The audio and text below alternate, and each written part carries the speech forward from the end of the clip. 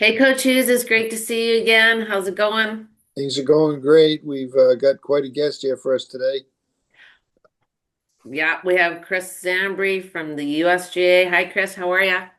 I'm great. How are you? Great. So why don't we get right into it, Coach?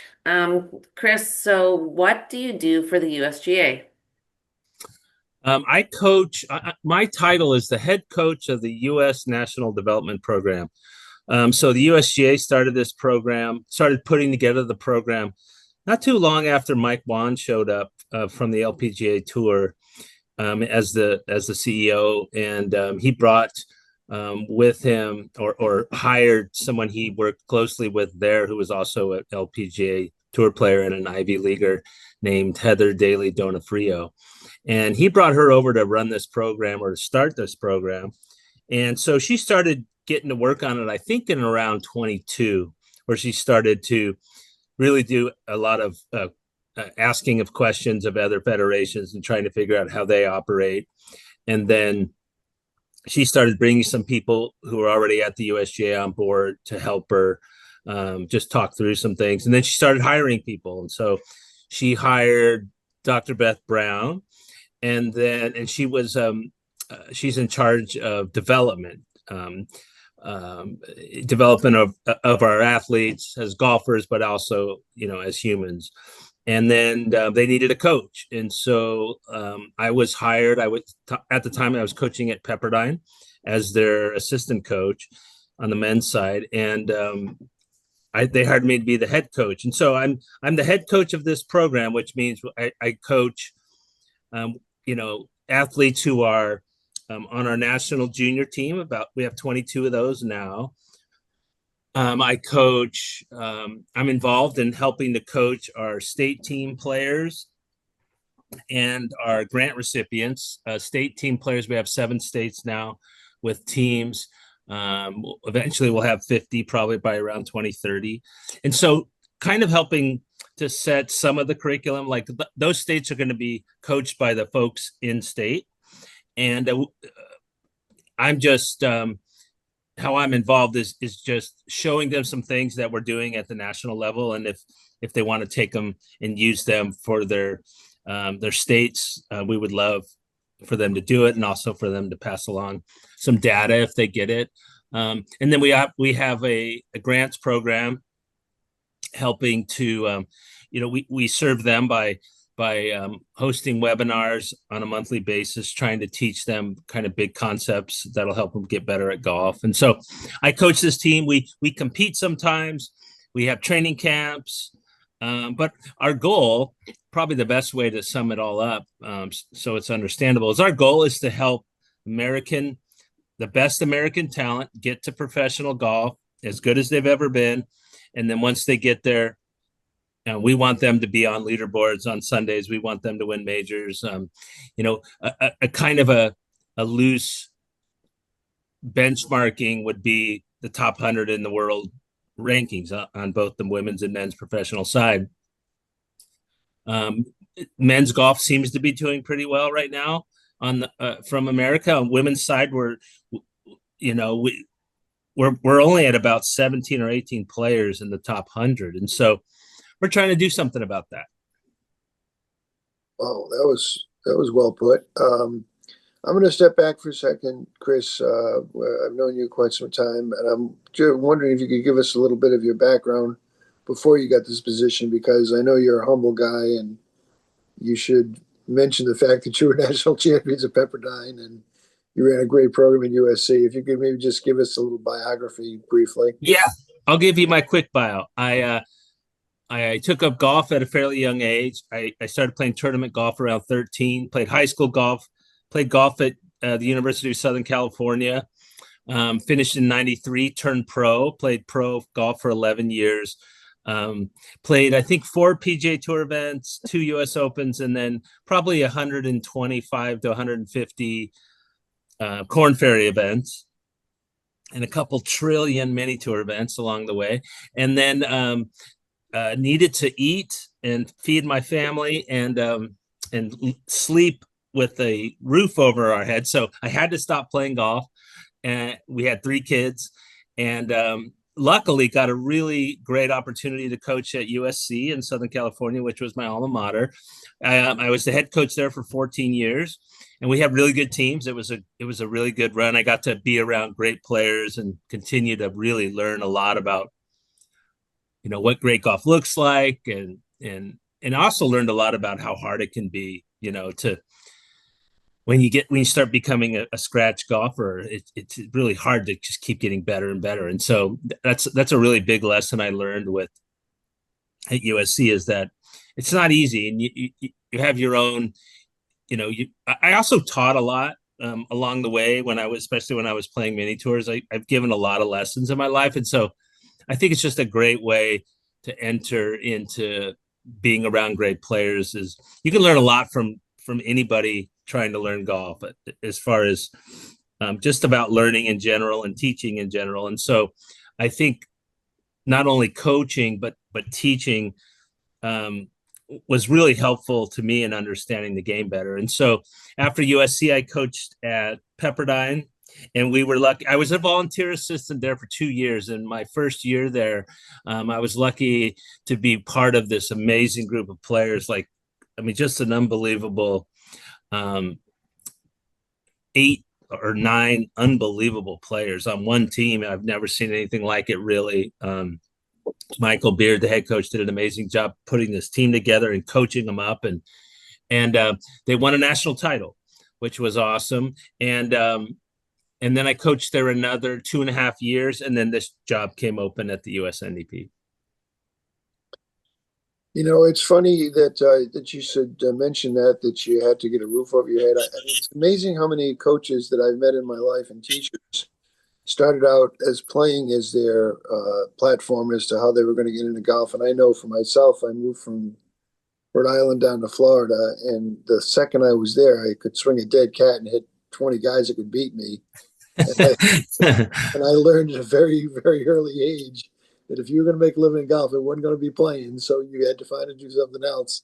Yeah. Well, you're smarter than me. It took me till I was 33 to figure that out, instead of 20. I had a guy tell me once, when I was about 21 or 2, and he was a really good golfer at a club that I got to play and practice at. And he said, "Chris, you're a good golfer, but you're not a great golfer. You need to get a job." And I probably should have listened. I could have got a head start. But I'll tell you, there's no substitute for trying to become a pro when it comes to learning about the game. It is such a grind. And if you're going about it the right way, and whichever, I can't imagine turning pro and not being really serious about it, but it'll just force you to consider everything about golf, for sure. Just trying to survive. But it's good. It leads to discovery, and it leads to new information, and it leads to understanding. And I think it really helped set me up to be better than I would have been otherwise as a coach without that experience, for sure. Plus it offers a lot of credibility when you're talking to a player, to be able to just be comfortable around great players, because I've been around great players. I was never a great player, but I've been around great players. And so I can feel comfortable enough that I think that they can sense that, and that it gives me a little credibility to be able to talk to them about the game at a really high level. Sure. Yeah, that makes sense. Well, what do you think? Oh, go ahead, Coach. Yeah, I was just going to as an addendum here, when you start talking to great players, and you've obviously brought your flavor to what is obviously a great undertaking, trying to make the United States players better. When you talk to these players, have we modeled this after any other federation, like a Sweden or a Japan? Or is this kind of like a cornucopia? I think it's a cornucopia of a lot of these federations, and then also I'm sure tons of things that we didn't necessarily learn from them, but we were really fortunate that they were very open and honest about the way they do things. We talked to a lot of different places. And I don't want to name them all because I'll leave some off, but they were all so amazingly open and honest and helpful. It was interesting. A lot of times they would say, why the heck are you, you know, I think because they know, if you take a smallish country in Europe, without naming anybody, if you take a smallish country, like it's not easy to get this thing up and running and to make it work. And then if you take a biggish country like ours, like really big compared to these with, you go from 30 million people or 50 million people to 370 million people. I think they were very curious and open and honest to help. And I think they were really curious as to how the heck we're going to even remotely make this work with a country this size, and one of the biggest challenges for us is that we are so big,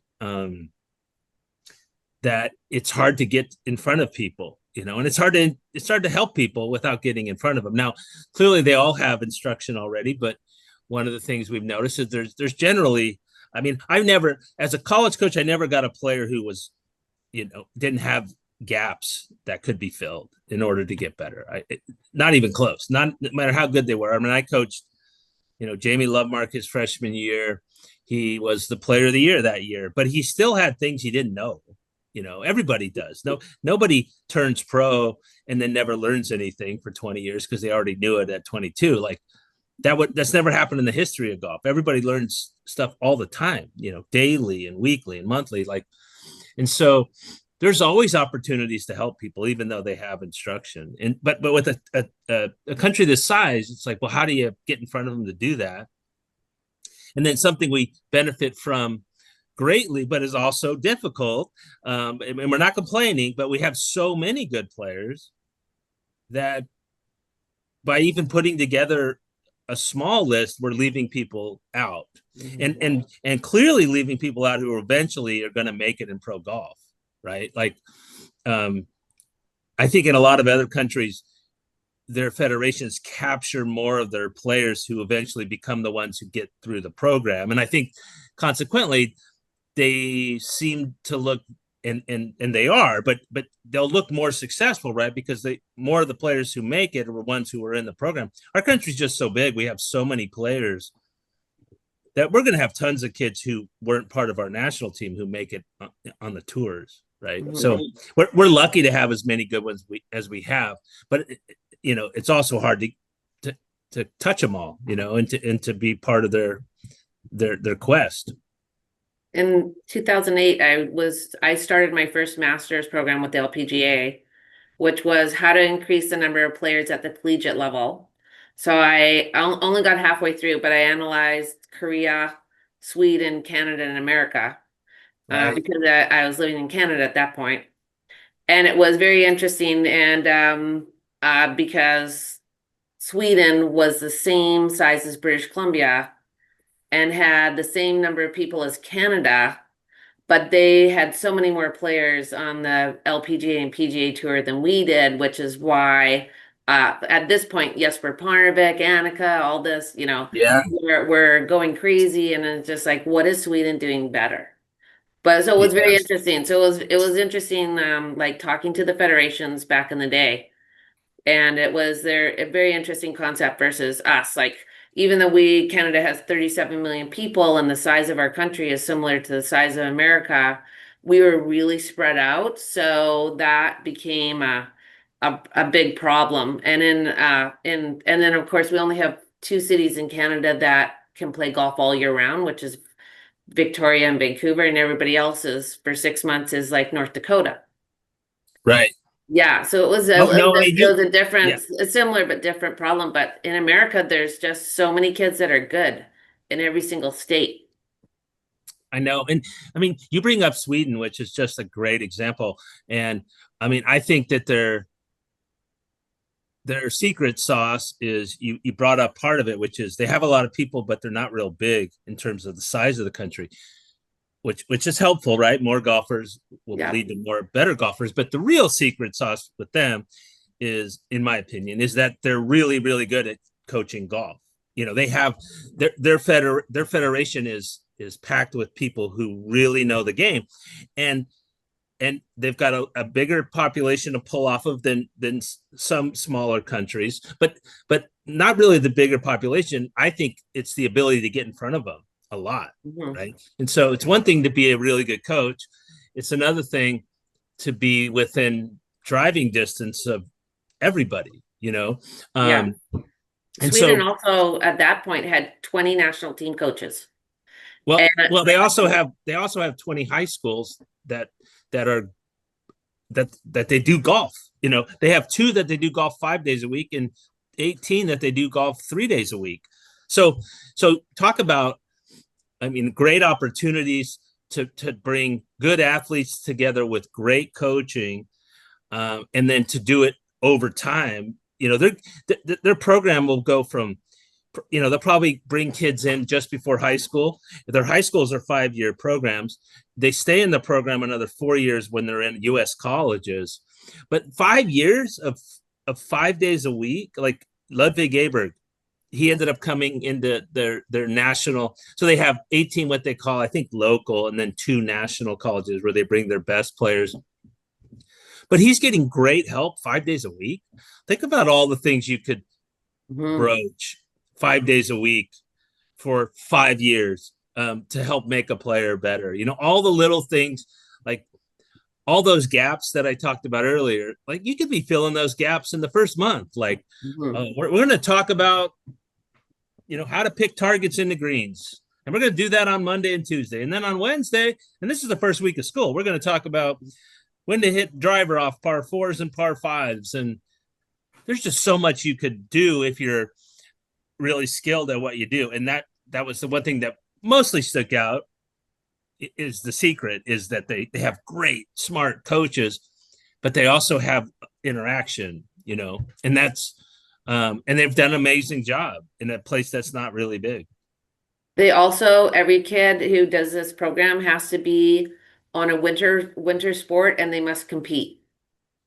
Wow. So if it's cross country skiing or downhill skiing or snowboarding, or they play ice hockey, but if they don't have their winter sport, they can't play. Can't be on the No, golf program. no way. Because that's pretty cool as a multi-sport athlete. Cool. Well, This they're is doing a something right. This is a segue into another question I've got. If the people that are going to be watching this, Chris, are interested in playing golf at the highest level. Some just want to go to college, some want to play club golf. But my question to you would be, how would someone get onto your radar? Maybe not your particular radar at the level that you're at right now, but to start in initially, what would a young man or young woman do to get noticed by the U.S. national team? Well, I'll speak to it in 3 different senses, because they can become part of our program and not have to be one of just 11 boys or 11 girls in the entire country. Like I said earlier, we have state teams that are being propped up and put together right now. We'll have, by the end of 27, or by the beginning of 27, we'll have over 30 of the states covered. And by 2030, we'll have hopefully all 50 states covered. So that'll be another way that it can be part of our program. And then the other way to be part of our program would be, well, there's actually 2 other ways. One way would be, if they're eligible for a grant, they can apply for a grant. We make those decisions at the end of every year. There's certainly, inherent in that would be, well, they have to qualify in terms of financially, and showing a need for some help, right? And then they also have to be great golfers, right? And and then the last way that they can be part of our program in some way, shape, or form is that they can send a resume to the USNDP, and we have this really cool relationship with the AJGA, which allows us to help players who haven't had big opportunity to play AJGAs to actually get like a sponsor spot in an AJGA. And so we placed 300, we filled 300 spots in 2024, players who came to our attention either through the resume process or through someone in their state recommending them. And we placed another 300 in 2025. And so all that being, those, I think I spoke of about 5 avenues that they could get involved, but the really big key is playing really good golf. It's got to start with that. We're not bringing kids in at like 8, 9, and 10, 11. The lowest age would be 13 for our program. But going back to our, the goal that I talked about earlier, which is getting players to professional golf and having them be phenomenally awesome at that level. We're looking for great, people who have potential or are already showing strong signs that they have that in their future, right? So, just to throw out there, to be eligible to even put in an application for a grant, you have to meet the handicap threshold that you would meet to be able to play in a U.S. junior qualifying.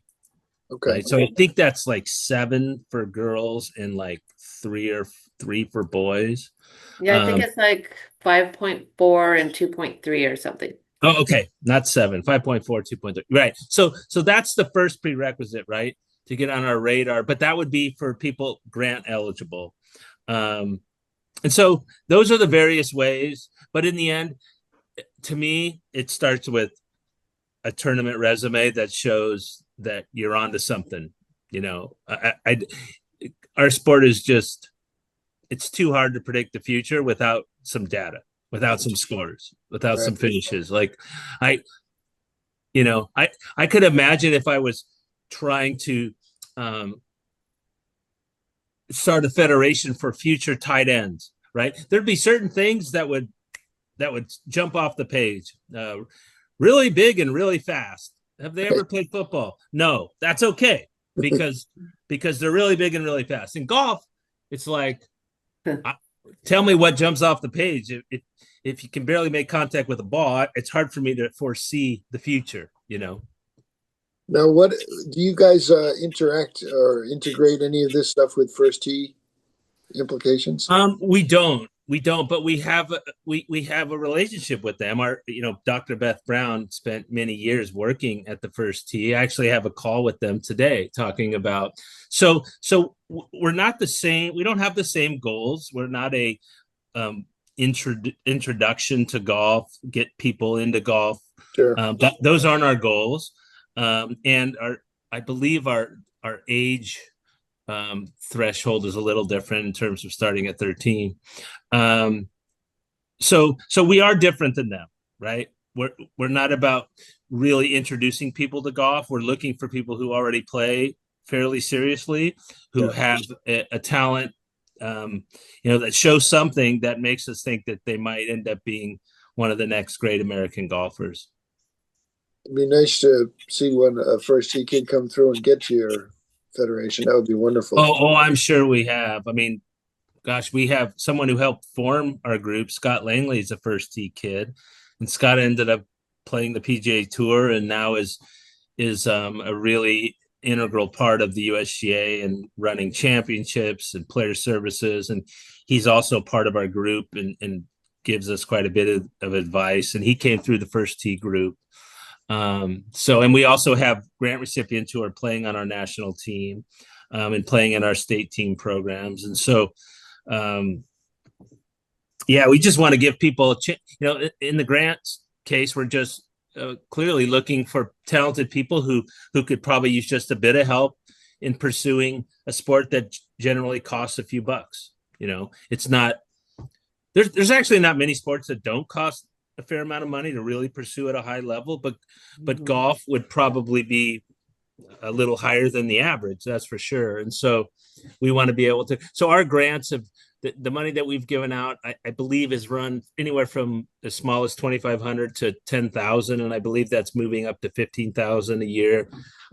This year, I think we will hand out just under $900,000 in grants. And so we're trying to make sure everybody has a shot, but we really, really need them to be to be, we don't want, it's not the eye test, but it's a little bit of the eye test and the playing. Like they send videos, we look, we get recommendation letters.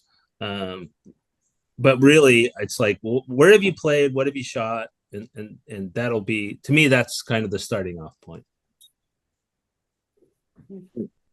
Well, a friend of ours, I know that you know him, the new coach at Duke, Bob Heinz. Yes, I do. Very well.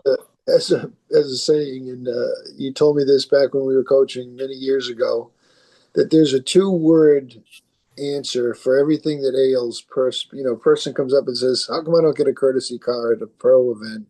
Next Play guy, better. play better. Play better. Play Yeah. better. Yeah, it's I think that applies to so many situations. Yes, it does. It does. It answers many, many questions every once in a while. Well, more than every once in a while. There's certainly things that they'll discuss in tour meetings, I'm sure, where people who are playing really well will say play better, and then other people will make an argument that says, well, I am out here on tour, so I have played pretty well, and I know I could play better, but what's fair is fair. So but play better tends to solve all issues, like when kids, a lot of times there becomes this narrative that somehow coaches have some kind of conspiracy to not allow some people to go to tournaments, and it's really comes down to like play better. Like I don't know of any coach in their right mind who wouldn't try to show up with their best team, Yeah. And so, yeah, playing better really helps. TJ, you got another question for Coach here? The 7 states, that you're starting with, what are those 7 states and how did you pick them? Well, we started a pilot program and kind of, I think, just put out feelers for states that would be interested. And I think we tried to have a kind of a diverse, we wanted to have states that weren't like necessarily all the same size and stuff like that. And so let me get this right. We got Tennessee, Ohio, Connecticut, or no, Massachusetts, Southern California, the 51st state. We split I thought them. that was Canada. Yeah, well, we'll see. We'll see if it goes through. And then we had Hawaii. How about Florida? Not Texas. Florida. Florida's not Texas yet. Hold on, I'm missing some. Georgia, of course. Well, Georgia, I can't forget Georgia. They had 2 players on their state team this year who, one of them won the U.S. Junior and another one won the U.S. Amateur. And so their state team is pretty good. And then I'm missing one. Yeah, you're missing one. Ohio. Tennessee, Ohio, Massachusetts, Southern California, Hawaii, Georgia. Is that We have 7? 6. Oh. 1, 2, 3, 4, 5, 6. Okay, well, let me. It doesn't matter. Oh, Colorado. They are doing an Colorado. amazing job. I mean, they are into it. They've got sponsors. So we've got 7. We're adding 9 more. We just had a training.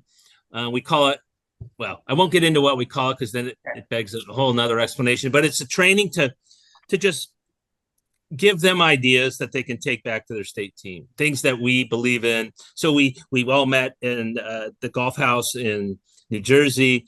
It was just last Wednesday, Thursday, Friday, and just had an unbelievable 3 days with some really eager and incredibly accomplished coaches and captains from, I think we had 12 states, even though we're adding only 9. We had 12 people representing, I think, 9 states. And it was great. Spent a lot of time learning some things, like I said, that they can take and use at their training camps, and really had an opportunity to exchange ideas. And but yeah, even that by itself, like how do you find? Well, I'm sure there's thousands of golf pros, but I'm sure the criteria of how do you find who are we picking for, Nevada? To And lead the program, right? yeah, so Well, so that is like huge in itself. well, it's pretty cut and dry actually. We approach the Allied Golf Associations, right? So like I always use Southern California as an example, but the Southern California Golf Association, and then the local PGA chapters or sections. And so we ask all the big players in the golfing community to come together and form a committee, and then they form a committee, and then the committee comes together to determine the qualification process to make the team. And so much of this is going to be, the great work that they do. We're involved because we kind of stood up the program, and we're definitely interacting with them a lot. But these are really accomplished people. They're going to put their heads together, figure out how to qualify for the team, and then they're going to have training camps, and they're going to push out information. And the goal for us is to kind of broaden the base, to start impacting more players than just the 22 on the national junior team. And like I said earlier, our country's just so big. There's so many great players, and most of them won't even be on our national junior team, in terms of the numbers that will make it into pro golf. We just want them to get to pro golf more prepared, right? To learn the things that you might learn at 24 or 26. Or in high school. Yeah. Like how to play a practice round. How about we learn that at 14 or 15 instead of waiting till we're 19? Like, hey, does anybody have a pencil to write anything down today? Oh, no, I don't have a pencil. Well, what are we doing here? Like, we're playing. This is an information gathering activity, not a $2 skin game, right? So let's look around a little bit. Why do you think everybody plays so great at their home course? Because they know everything about it. So let's start learning some stuff. How about how to hydrate yourself? How to eat when you play? You always hear kids go, "I don't like to eat when I play." It's like, well, you're out there expending energy for 5 hours. Like, what are you doing? Right. You got to force it down. You're not drinking enough water.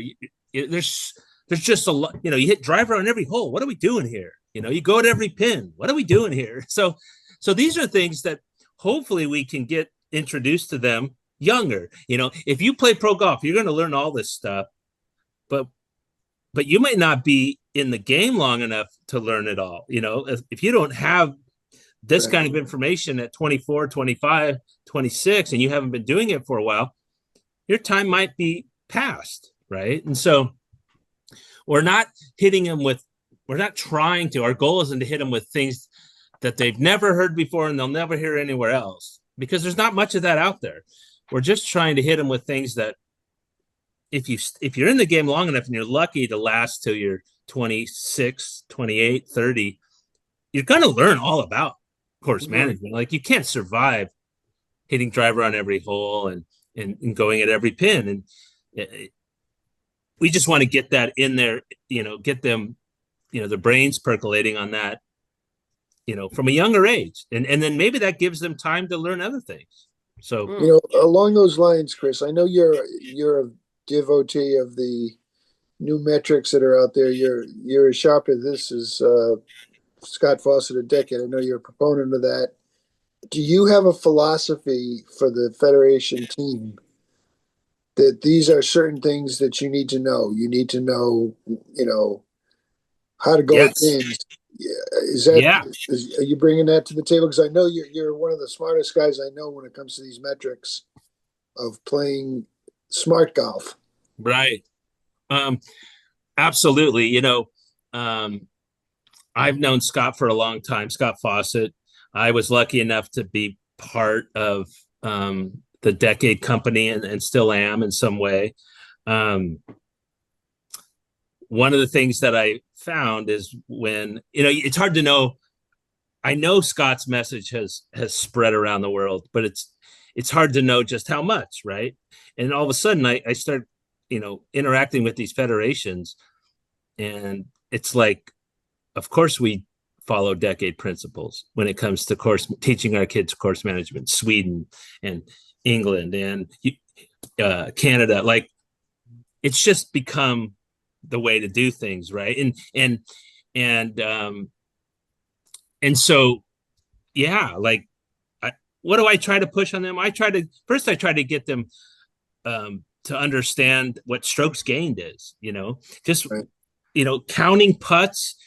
I've tried to come up with a good analogy. Counting putts is like a cell phone that's the size of a shoebox, like we have these smartphones now. They do a lot more, and they don't take up as much. Like, counting putts is the old way to do it. It doesn't it's not by any means of no value to count putts, but there's certain amounts at the end of a round that doesn't necessarily tell you a story, right? Anything from 27 or 28 to 33 or 34, it could have been a great day or a bad day, no matter what that number is. And so that's one of the things we try to teach them. Like, hey, we're going to start trying to, we're going to take this one part of strokes gain, the putting part, and we're going to try to learn it and dive in and devour it and understand this is one thing we need to do.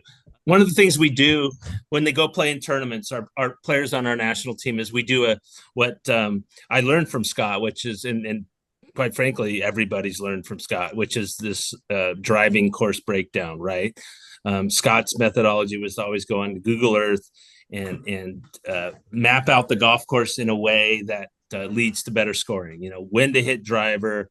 First of all, understanding what's the dispersion for someone who drives the ball well at a high level. I always love asking that question because, first of all, I'm going to give away the answer somewhat by saying nobody ever gets it right, right? So I'll say, what do you think the dispersion is for a PGA Tour pro at about 300 yards with their driver?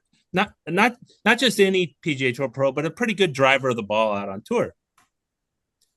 And most people will go, I don't know, like 35 yards, 40 yards. It's 65 yards is the answer. And so when you start understanding that it's actually 65 yards to contain basically 90% of their drives, it starts, when you know that answer, it starts pushing an answer to all these questions about when to hit driver, right? If there's a par 3 or a par 4 that kind of necks in, surrounded by water on each side, but if you stay short of the neck, you don't start messing with a width that's less than 65. Of course, you stay short of the neck, right?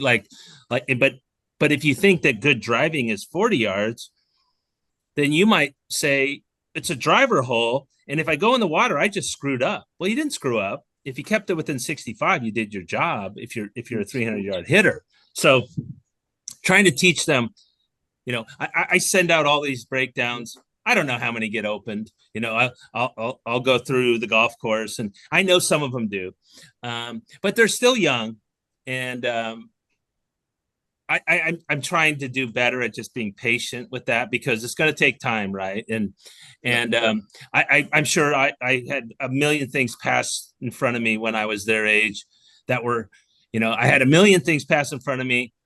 At least 100 of them were probably good, and I probably listened to 5 of them, right? And so I understand that it's going to take time, right? It's going to take time, but we're going back to the answer to your question, like, are there certain things? Yeah, there's certain things. Like, I think putting with great speed, to me, that's just unassailable as something that's important. You just, so there's certain things that I think are big concepts that generally young people don't know about that will help them play better, will help them help themselves as they move forward in the game, right? Like, it's important to understand strokes gained putting at a deep, deep level, right? Because what people don't understand is that really good is gaining 0.5 shots around, right, and bad is losing 1.0 shots around.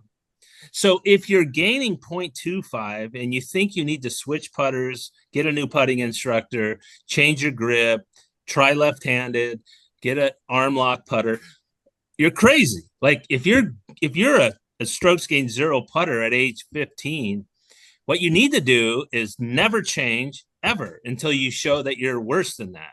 And by worse, I mean all of a sudden now you're losing 1.0 around, and without knowing that, I mean, people always talk about young people. That's the best I ever putted in my life. Well, you might have been putting amazingly well, and all you did was try to be, in a lot of cases, they're really good putters. They do what every putter does, good or bad, is miss some putts. But then they take something that really works and break it. And then they go down, the rabbit hole that we've all gone down our whole life. And so if we can get that information into their hands at a young age and say, hey, first of all, you got to start measuring so we know where you are.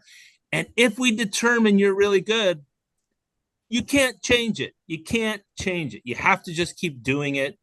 And as long as you're keeping data and the data says that you're a minus 0.25 or better putter per round in strokes gained, you pretty much need to do what you're doing.